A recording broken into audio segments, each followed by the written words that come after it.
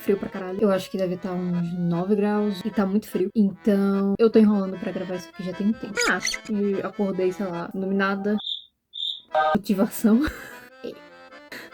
Eu acompanho um canal, uma artista. E assim, eu acompanho essa artista que eu acho que se pronuncia Prickly Opa, Kira. Essa moça daqui. E assim, ela faz uma série de vídeos de character design que eu sou completamente viciada. Assim, passo horas e horas do meu dia vendo. E num desses dias ela simplesmente lançou um. Se quiser usar essa ideia, pega essa ideia, roube essa ideia, faça vídeo sobre. E nós estamos aqui pra isso. Mas a gente pega com consciência, então por isso eu tô dando os créditos. Então, pra começar, eu pedi pra algumas pessoas no meu Instagram mandarem alguns animais que eu ia transformar eles em character design. Pode ser os animais, assim, tipo, mais aleatórios, e aí eu escolhi alguns dos que mandaram. E eu acho que eu vou fazer uma série de vídeos, cada um falando sobre um específico. Então... vamos começar. Eu escolhi o animal, que vai ser um sapo. Só que a pessoa não especificou o tipo de sapo. Então eu fui pesquisar pra tentar deixar mais específico, até pra poder conseguir criar uma história um pouco mais específica, né? Ter um design mais específico e tudo mais. Então, eu procurei uma espécie específica de sapo pra conseguir... pra conseguir, no caso, fazer o design. E daí, eu montei um quadro para o personagem, porque para montar o character design é bom ter as referências visuais, né?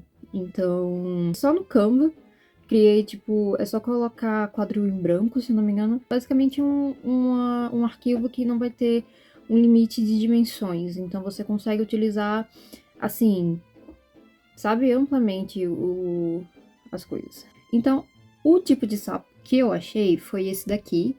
Não vou saber pronunciar esse nome, mas tá escrito daí que é bombina. Bombina.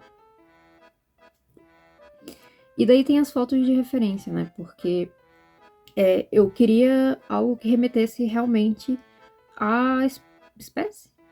A espécie que eu escolhi. Então, a maioria deles, pelo que eu entendi, tem essa... é como se fosse chamado de barriga de fogo, porque tem essas manchas alaranjadas no meio. A pele da parte de cima ela é mais acinzentada. É um sapo cheio de verrugas, assim, que é mais acinzentada. Só um adendo aqui. Eu odeio sapo. Tenho muito nojo de sapo. Assim, absurdo. Eu não sei porquê. Mas eu não tenho medo da maioria dos animais, assim. Tipo, barata. Tô nem aí. Mas tem dois específicos que eu odeio. Com todas as minhas forças, a ponto de eu sair correndo, gritando. E já aconteceu. Sapo e lagartixa. Então imagina o que foi ficar procurando foto de referência de sapo. Já tô até me coçando. Puta que pariu. Enfim, daí pesquisei sobre a questão de anatomia, né, questões de comportamento para entender melhor como é que eu podia trazer isso para o personagem. Então, aqui tem os machos e fêmeas, média mais ou menos de 35 a 55 milímetros. Então, percebi que ele é pequeno, então o personagem ele vai ser mais baixinho. Eu acho que eu vou colocar ele para ter, não sei, um 48, um 50, ele vai ser bem pequenininho. Eu achei interessante porque daí os sons que saem deles, na verdade, saem durante a inspiração e não a expiração. Então, eu achei isso interessante. Eu cheguei nas referências. Eu gosto sempre de pegar uma música para representar, porque eu acho que fica mais fácil na hora que eu tô escrevendo sobre o personagem. Então eu escolhi essa do Radiohead, porque... primeiro porque eu tô viciada nela. Na verdade eu tô viciada em Radiohead no geral. Mas essa música específica, eu não sei, foi o que me deu gatilho pra entender como é que eu queria a história do personagem. Então, ficou essa daí. E daí eu peguei também referências visuais de como é que eu queria a aparência dele, né? Então tem aqui, eu peguei fotos de alguns meninos. E as questões das aparências mesmo, eu quis colocar... eu queria que ele tivesse algumas manchas no rosto e no pescoço. Então, enfim, coloquei aqui. E tenho aqui referências de roupas, né, para o personagem. Não sei ainda como é que eu vou utilizar essas referências, mas eu quis trazer elas porque daí... isso aqui foi só a ideia pra pose, essas duas. Mas daí só, tipo... aqui são as partes das roupas, de referência de roupa que eu coloquei, das cores que talvez eu quisesse trazer, mais algumas características que eu posso trazer pro modelo.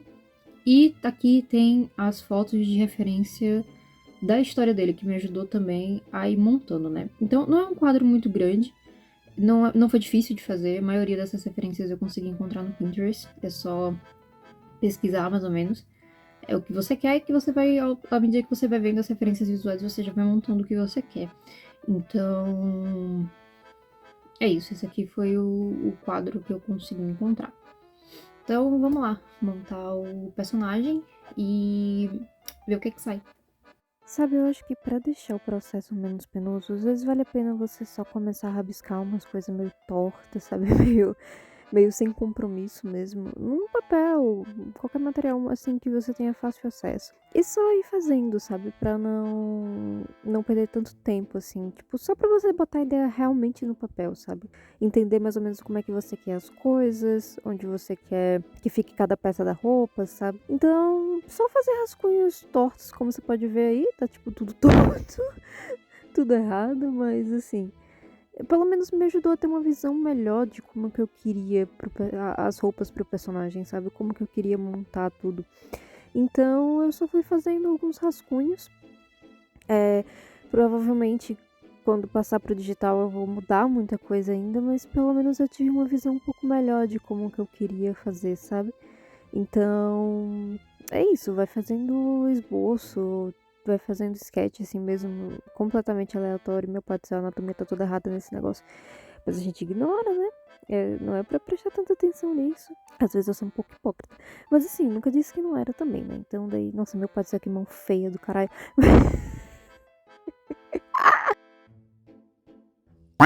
Sabe, eu diria até que no final das contas eu fiquei satisfeita em como esse personagem saiu.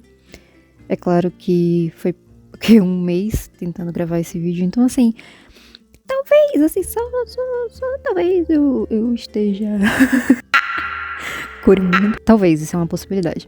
Mas assim, eu acho que eu consegui capturar bem o que é que eu queria para o personagem. Ele seria baseado nesse sapo daí, nessa coisa asquerosa aí do lado. Então eu quis montar sabe, uma história que, sei lá, que viesse na minha cabeça quando eu vi a foto do sapo. Então, né, toda a história do Ming começa logo depois que ele nasceu. Porque, assim, eu não acho que para o personagem, pra trajetória que eu imaginei, faria sentido ele saber quem são os pais dele, pelo menos não no começo. Então, eu fiquei pensando, né, ele não pode saber quem que ele é, por que que ele tem a aparência que ele tem, por que que às vezes ele parece ter mais habilidades que algumas outras pessoas têm. Então, eu pensei, tá, como é que eu posso montar isso? A resposta foi: ele não conhece de onde ele vem, ele não sabe quem são os seus pais, mas ele teve inicialmente uma infância até que saudável. Por quê? Quando ele era criança, tipo uns 4 meses de idade, ele foi deixado dentro de uma cesta na porta de uma mansão, a mansão da família mais rica da cidade natal dele. E assim, por mais que essa mansão ela tivesse várias câmeras, né, várias seguranças, um monitoramento assim bem rigoroso, mesmo assim eles não sabiam de onde aquela cesta tinha vindo. O que é muito estranho, porque lá é cheio de funcionários, né, é cheio de câmeras, assim, a vigilância é muito alta, mas não tinha nenhum rastro. Ninguém sabia de onde aquela cesta tinha vindo. Ela só parecia ter brotado ali do dia pra noite. Da noite pro dia, na verdade. Na porta. Então, sem ninguém tocar a campainha, sem nada. Quem achou foram alguns dos funcionários, né, da mansão. E eles queriam levar embora. Só que a dona da casa tava lá. E ela se recusou a deixar que levassem a criança. Ela não tinha, né, como ter filhos. Ela tinha tido alguns problemas de saúde, e por isso ela não conseguia gerar. Então, ela pensou que aquilo ali talvez fosse uma oportunidade para ela finalmente ser o que ela tanto queria, né, que é mãe. Ela viu aquilo ali como uma oportunidade, ou talvez uma oportunidade que na verdade talvez o destino estivesse dando para ela de cuidar de uma criança, que era o que ela sempre quis fazer. Então, ela decidiu, quando viu a criança no cesto, que ela ia cuidar dela como se fosse dela, né? Mas daí ela tinha um marido. Assim, não dei nomes pra eles, tá? Pode ser que mais pra frente eu até dê, mas assim, vamos chamar ele de coisa 1 e coisa 2. O anônimo 1, o anônimo 2, tudo certo. Mas daí, o anônimo 2, que seria no caso, então, né, o marido dela, ele não ficou muito contente, assim, com a criança. Ele parecia olhar pra aquela criança e, sabe, realmente desgostar dela. O que pra ela era estranho, pra Anônima 1, no caso. Porque eles sempre quiseram ter filhos, né? Então, ele junto com isso. Então, assim, pra ela era estranho que ele não, sabe, não estivesse tão aberto à possibilidade de adotarem aquela criança. Mas, como ela insistiu muito, assim, muito, muito, muito mesmo, ele acabou falando, ai, vai, sabe, adota aí o pirralho. Assim, né, assim, foram... Ela bateu o pé e falou, você não vai tirar essa criança de mim, é isso aí. E assim, como ela era meio que a cabeça da casa, né, tipo, apesar de ele conduzir boa parte dos negócios porque ela não tinha muita vontade disso, a maior parte das heranças estava no nome dela porque era da família dela. Então, assim, ele não tinha muito o que dizer. Ficou nas mãos dela a decisão e ela falou, esse menino é meu filho e é isso aí, não tem o que fazer. Então, ela trouxe a criança, né, pra dentro de casa. E daí passou a criar o Ming. Assim, eu não sei se eu tô pronunciando o nome dele errado. Eu acho que não, mas assim, se for errado, agora não tá mais, porque dentro desse universo é assim que se pronuncia e é isso aí, tá? Ninguém... Então, assim, ela passou a criar o Ming como se ele fosse o filho dela. Ele, tipo, era uma criança muito esperta. À medida que ele foi crescendo, ele se tornou, tipo, ele se mostrou uma pessoa muito inteligente, sabe? Muito rápida e muito carinhoso também, principalmente com a mãe, né? Eles passavam a maior parte do tempo juntos, ela lia histórias pra ele, e ele amava passar o tempo no jardim, assim.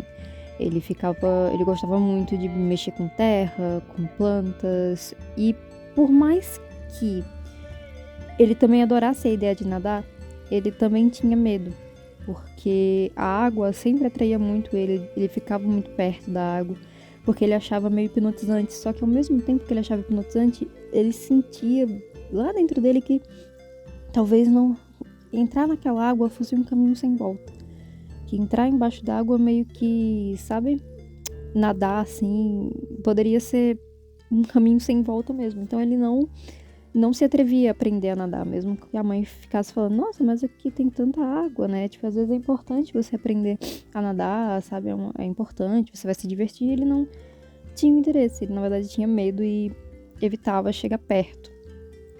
Então, assim, a boa parte dos dias que ele passava com a mãe dele era, sei lá, plantando coisas no jardim, brincando com a terra, brincando com as gramas, sabe? Ele amava escalar e pular,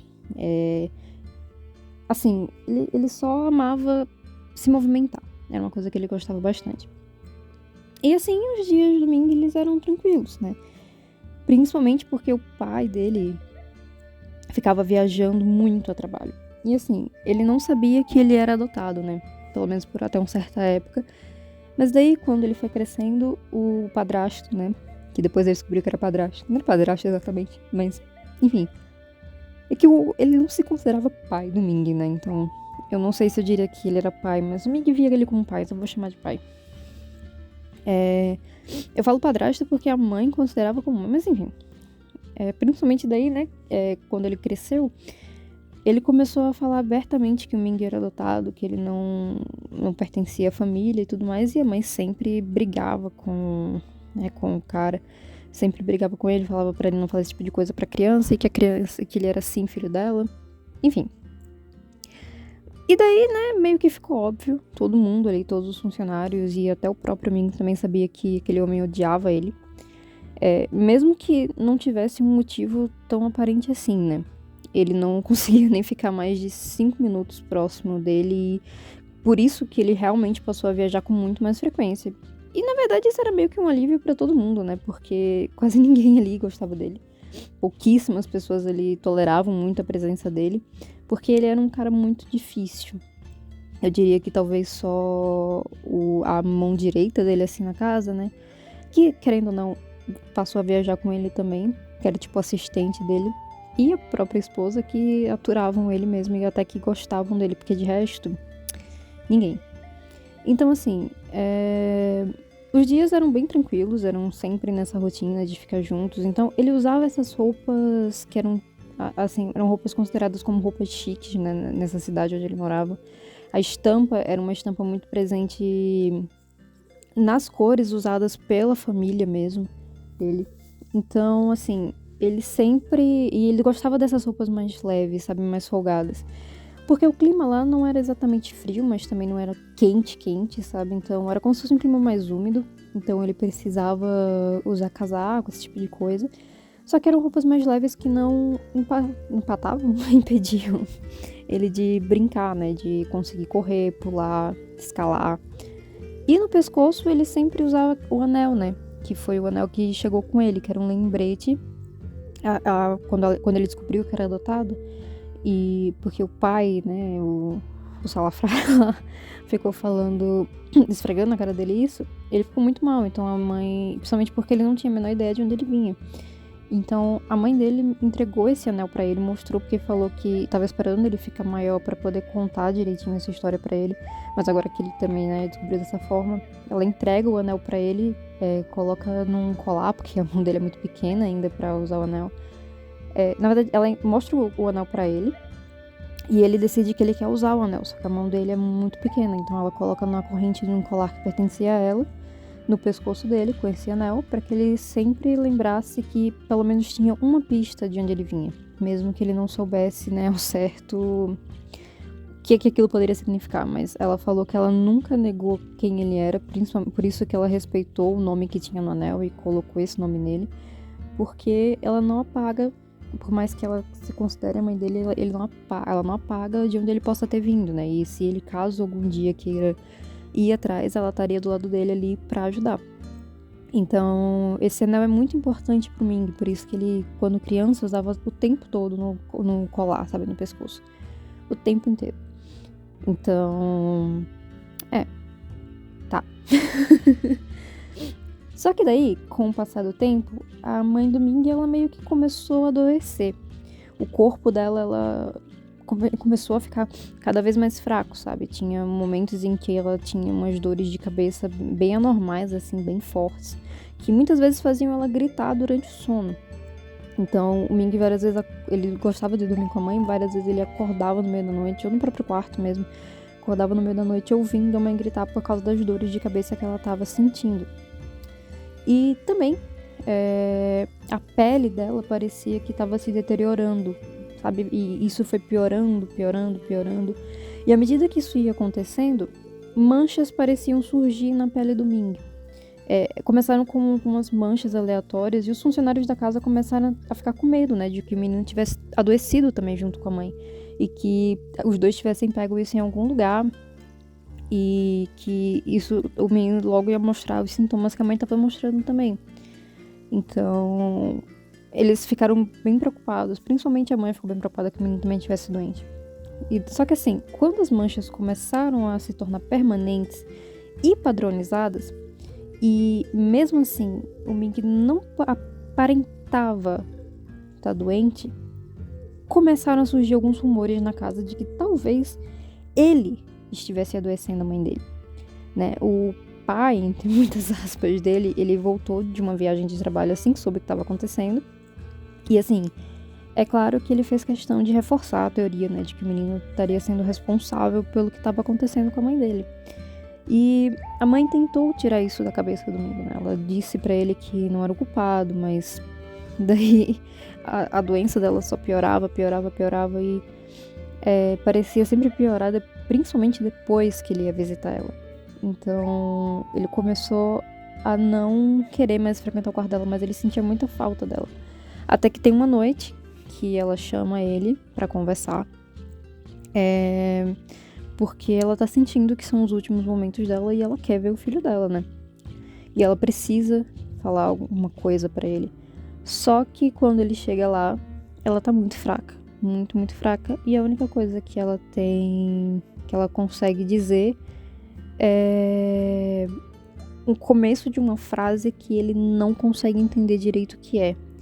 Mas enquanto ela tenta soltar aquela frase, ela parece estar sufocando, sabe? Ela parece que as palavras não saem. E é nesse momento que ela falece. Enquanto Min meio que abraçava ela meio desesperado, assim, sabe? Tentando, sei lá, prender ela ali, sabe? manter ela ali. Só que ela falece e ele parece ter a certeza de que a culpa é dele. Daí ele não sabe como lidar com a culpa, né? Ele fica temendo a reação entre muitas aspas, do pai. E daí ele foge de casa, né? Ele foge sem levar nada com ele, a não ser a roupa que ele tava no corpo e o anel que ele sempre carregava no pescoço. A mansão, ela era, tipo, completamente cercada por água. Era uma mansão, assim, que ficava quase que no topo, sabe, de uma colina, assim, afastada do resto da cidade. E, de maneira geral, ela era completamente cercada por água. E para ele chegar na parte da cidade sem ser pela água, ele precisaria atravessar os portões, que eram cheios de segurança. Então, assim, o Ming, aos 10 anos, ele realmente nunca tinha tentado nadar. Ele tinha... Era como se fossem lembranças perturbadoras com água e, né, isso mantinha ele afastado. Mas aquilo ali parecia realmente muito contraditório a vida toda dele, porque ele parecia adorar as horas de banho, porque a água parecia revitalizá-lo, sabe? Mas, de maneira geral, a água parecia que mantinha ele afastado, como se algo avisasse que ele realmente não deveria nadar. Mas daí, né, desesperado, ele se jogou na água. E assim, quando ele sumiu, todo mundo deduziu que ele tinha caído na água e morrido afogado, porque ele não sabia nadar.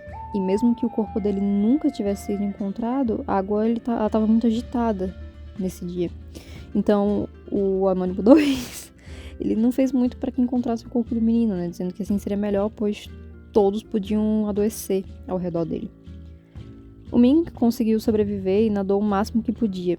Ele não sabia como, mas parecia quase que natural para ele. Ele conseguia nadar na água muito bem, ele conseguia até, de certa forma, respirar embaixo d'água, mas não era exatamente uma respiração. Em meio à tempestade, né, o corpo dele ele foi sendo carregado cada vez mais para longe, e aí ele acabou perdendo a consciência, batendo na cabeça contra um pequeno barco que estava pescando ilegalmente ali. Daí toda a história do Ming, ela começa a tomar forma depois que ele fugiu de casa, né? O garoto ele foi retirado da água e, como estava de noite, os pescadores não podiam muito bem ver as manchas no rosto dele, mas agasalharam o menino e seguiram rumo à terra firme, né, em uma pequena cidade que moravam, que era uma cidade vizinha à cidade que o Ming morava. Só que era uma cidade mais isolada. Daí, quando amanheceu, eles viram as manchas, né, e as verrugas na pele do menino, que elas tinham se tornado ainda mais fortes naquela noite, como se realmente estar debaixo d'água tivesse modificado a pele dele. E daí os pescadores acharam que ele devia estar com alguma doença. Houve uma discussão, assim, de casal, se deveriam chamar o único médico do vilarejo, assim, uma vez que eles só encontraram o menino porque eles estavam pescando ilegalmente, né? Então, se eles chegassem no médico, poderia ser que eles fossem denunciados, porque daí eles teriam que justificar por que eles estavam naquela água para começo de conversa. Mas aí, né, eles acabaram decidindo chamar um médico, que também já havia tratado eles em alguns outros acidentes, né, de pesca ilegal, então eles sabiam que ele ia ser discreto. Só que daí, quando o médico chegou, que, assim, eles também não têm nomes, tá? Eu podia ter me esforçado dando nome pra eles, mas pra frente eu prometo que eu dou, mas como eu falei, eu tô coringando. Esquece o nome por enquanto. Esquece. Daí,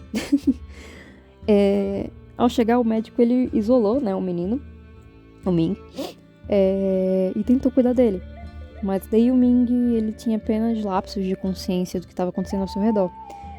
Quando ele acordou definitivamente, todos eles pareceram se assustar, com olhos amarelos e pupilas, sabe, meio que quase em formato de coração, mas eram pupilas... Era tipo olhos meio amarelados e ao mesmo tempo avermelhados, sabe, com uma pupila muito preta e muito intensa.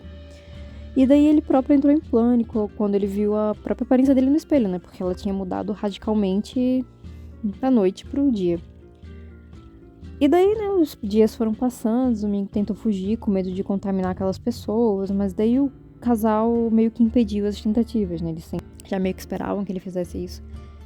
E meio que, né, foram atrás, não queriam deixar o menino sozinho. E daí o médico, ele vinha constantemente ver e ele realmente parecia afirmar que o que ele tinha não era contagioso, porque assim, não parecia estar contaminando ao longo dos dias os dois, não parecia ter contaminado pelo contato que eles tinham. Então, o Ming, ele queria realmente acreditar toda vez que o médico falava que ele não era contagioso. Principalmente depois, porque com o passar do tempo, ele se apegou ao casal, né, dos dois pescadores e também ao médico. Mas ele sempre temeu o dia em que eles iam cair mortos aos seus pés, como a mãe tinha caído morta aos braços dele, né? Então, assim se passaram alguns anos, 4 anos para ser mais específica, e o Ming, ele foi se apegando mais, se afeiçoando mais ao médico e aos dois pescadores. Ele começou a até trabalhar com eles, desenvolver uma rotina. Ele começou a usar roupas que escondiam, né, as manchas dele, tentava ao máximo não mostrar os olhos, não sair muito em público, mas acabava acontecendo de algumas vezes. Sempre que acontecia era uma experiência um pouco traumática para ele, porque as pessoas se assustavam e ficavam dizendo que ele ia passar alguma coisa para elas por causa das manchas, né? Por causa das verrugas no rosto. Então as pessoas achavam que ele estava com alguma coisa e que ele ia passar alguma coisa para as outras pessoas. E isso sempre mexia muito com ele. E o médico, né, que foi um dos que mais se apegou a ele, assim, definitivamente, ele se preocupava muito com a autoestima do menino também, porque ele ficava cada vez mais deprimido. Então, ele tinha alguns contatos fora da cidade, que eram contatos, assim, de estudiosos e tudo mais, mas tinha um professor específico que tinha ensinado a ele muita coisa, e que ele acreditava que ele poderia, talvez, ajudar de uma maneira que ele mesmo não conseguiria, porque ali, naquela pequena cidade, ele não tinha muitas oportunidades, não tinha muito material, e ele também sabia que ele não tinha o conhecimento necessário, que estava além do que ele podia fazer. Então, ele entrou em contato com esse professor porque ele queria, né, ajudar o Ming a descobrir o que é que ele tinha.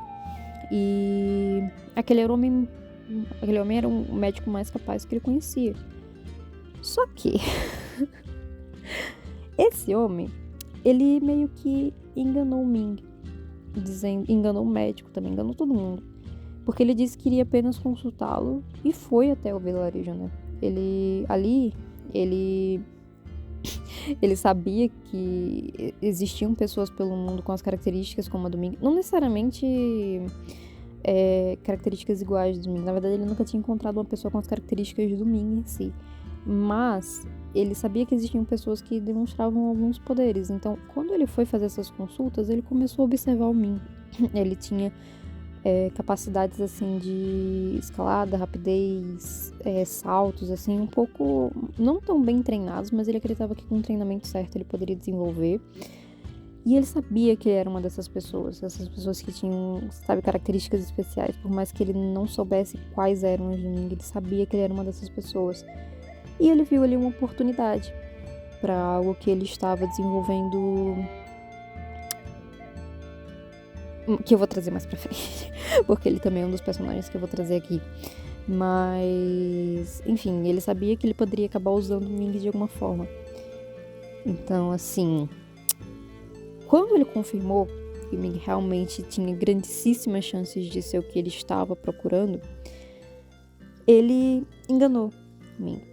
Ele disse que o médico e os atuais pais dele queriam se livrar dele, com medo de que ele os adoecesse. Ele fez parecer realmente que os três pensavam isso. E isso mexeu muito comigo, porque o médico, né, esse médico, ele sabia exatamente onde atingir, como atingir. Então, ele fez com que os três realmente parecesse com que os três realmente pensassem isso. E daí, o Ming aceitou ir com ele, levou ele para o laboratório, né?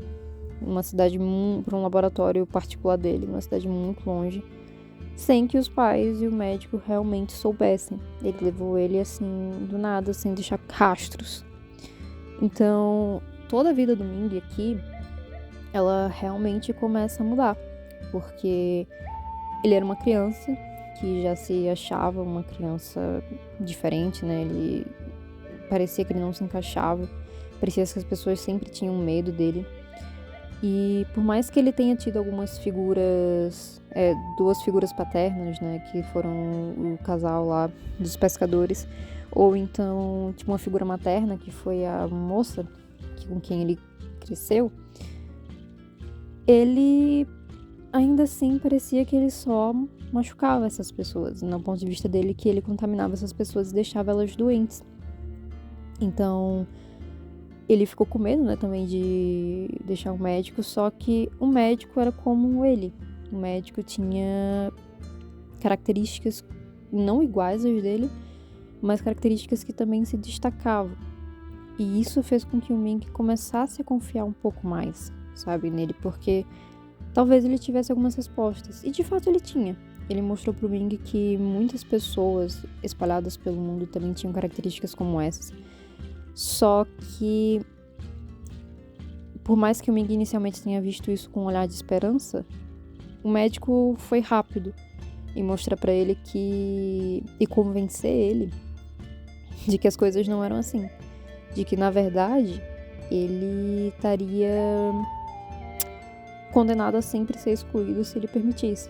Porque se ele achava que o mundo de seres humanos normais era injusto, ele não sabia um terço do que esperava ele dentro do mundo ao qual eles pertenciam. Então, assim, eu diria que foi uma grandíssima lavagem cerebral que o Ming sofreu. Principalmente, ele trabalha para esse médico até hoje, né? Nessa fase adulta. Então, assim, eu diria que foi dos 14 até os 22, 21 anos. Então, assim, foi bastante tempo. Principalmente na fase em que o Ming estava começando a ter mais consciência das coisas ao redor dele, sobre as pessoas ao redor dele. Então, assim, ele foi treinado para desenvolver esses saltos, para todas as habilidades dele, né? Ele dá saltos muito altos, ele realmente tem o contato na pele dele, ele é venenoso, só que esse contato nem sempre acontece. É um contato que acontece mais quando as emoções dele estão muito afloradas. E ele começou a ter um certo controle de como essas coisas, quando essa contaminação poderia acontecer. Só que ele sabia que às vezes isso podia fugir do controle dele, principalmente porque ele não achava uma coisa muito certa e ele ainda tinha muito esse peso da contaminação na cabeça. Então ele passou a usar luvas, porque ele sabia que era principalmente um contato de pele com pele, sabe? Então era por lá que ele conseguia passar algumas toxinas. Então ele começou a usar luvas essas que os dedos podem ser removíveis. Então, caso ele queira intencionalmente contaminar alguém, ele consegue. As roupas dele também foram meio que planejadas para serem leves, trazer proteção, mas principalmente serem leves, para que ele pudesse ter mais mobilidade saltando, correndo, sabe? Na verdade, boa parte dos movimentos que ele faz são de acrobacias mesmo, sabe? Ele não é uma pessoa muito de confronto direto. Ele é mais... Como eu posso dizer? Ele é mais um... Eu não diria espião, mas ele é mais alguém que é pago pra resolver as coisas de uma maneira mais rápida. Então, assim, ele é muito... As pessoas raramente veem que ele tá lá. Então, assim, eu diria que talvez ele seja tipo um... Eu esqueci a palavra que eu usei. Mas, enfim, eu diria que todo o trabalho dele tá em volta de ser ágil e letal quando precisar. Ele só tem uma única lâmina que ele traz com ele, mas essa lâmina raramente é pra atacar as pessoas, sabe? Essa lâmina é mais pra facilitar caso ele precise cortar alguma coisa, mas não significa que ele não usa essa lâmina contra outras pessoas. Ele usa porque o veneno dele pode ser muito forte, né? Então, quando tem algum combate necessário, ele usa essa lâmina também, só que as pessoas raramente veem de onde é que vem, porque ele é muito difícil de agarrar. Então, para ter um confronto direto, as pessoas precisariam encurralar ele de uma forma que ele não pudesse escapar, o que é muito difícil, porque, de novo, ele é muito rápido, ele salta muito alto. Então, para escapar, ele é treinado para escapar também, fazer as coisas e escapar. E foi por isso que esse médico, que mais pra frente vocês vão saber o nome dele, que eu vou trazer ele aqui também, é por isso que esse médico viu tanto potencial no Ming.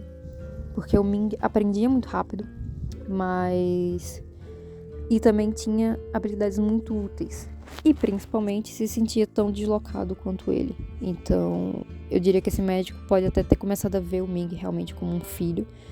Só que de uma maneira muito distorcida, uma maneira muito problemática no geral. Mas ele realmente viu o Ming como filho dele. Então, essa vai ser uma relação que tô bem interessada em detalhar mais pra frente, na verdade. Principalmente quando eu for trazer o vídeo sobre esse médico. Esse professor, né? Vamos chamar ele de professor, na verdade. Que é médico também, mas... Mas enfim. Então... eu diria que toda a trajetória do Ming é justamente sobre questões de segurança, deslocamento, assim. Ele realmente se sentia muito deslocado.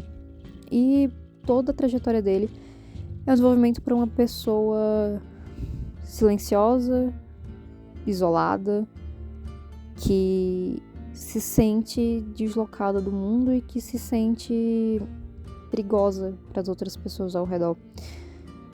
E ao mesmo tempo, ele acha que não é justo que as coisas sejam assim com ele. Então, ele sempre tenta procurar uma justificativa para que ele seja do jeito que ele é. E as justificativas que ele foi encontrando ao longo da vida não foram boas.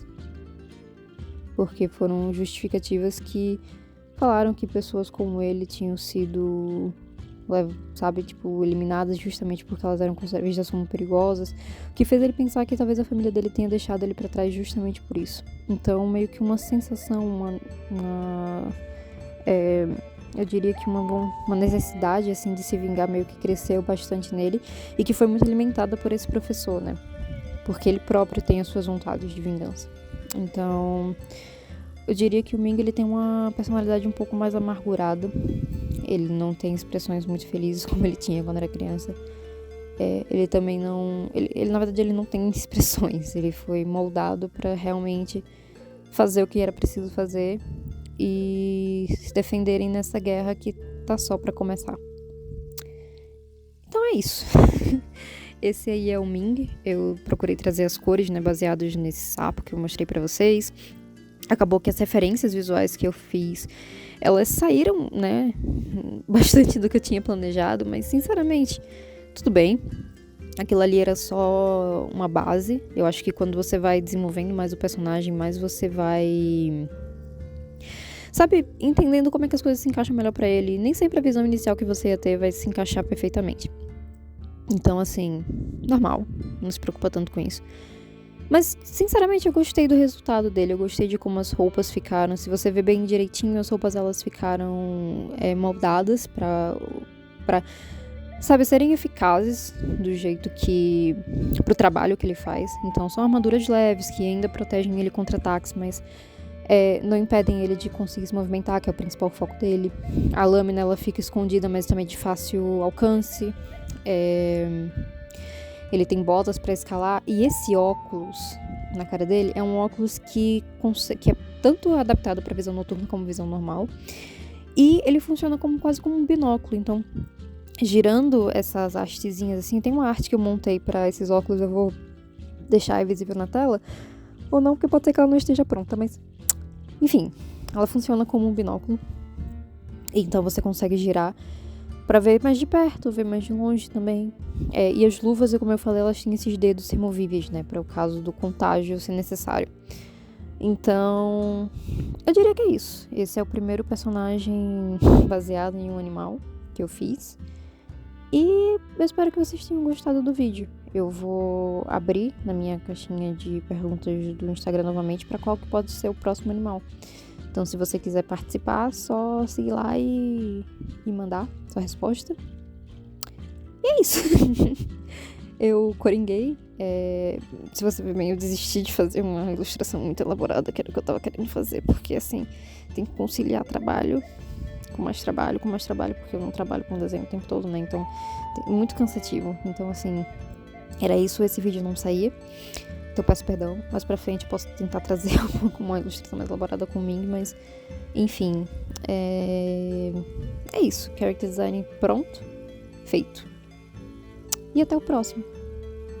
Se quiser, por favor, ajudar. Gostou do vídeo, só deixar o curtir aí embaixo, se inscrever. Manda esse vídeo aí também pra alguém.